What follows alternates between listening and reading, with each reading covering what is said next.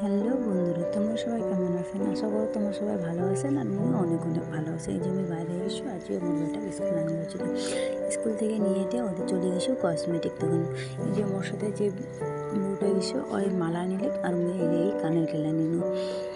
আর দোকান থেকে নিকলে আমরা সিধা চলে গেছি ফুচকা খাবার। ফুচকা খাই এটা আমরা নিকলে গেছি আইসক্রিমের দোকান। মোর বেটা হচ্ছে আইসক্রিম খাওয়া। আর এই রোদ নাকি দিচ্ছে, সে ছাতাও নিয়ে যাওনি। দোকান চলে আসিনি আইসক্রিমের দোকানে। এই যে মোর বেটা আইসক্রিম নিলে কি আইসক্রিম নেবে নিজেও ঠিক করে দিশা পায় না।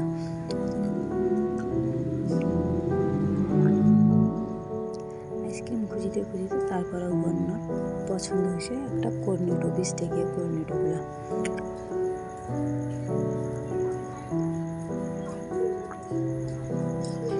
ওটা থেকে আইসক্রিম নিয়ে আমার চলে গেছিনি বাড়ির উদ্দেশ্যে।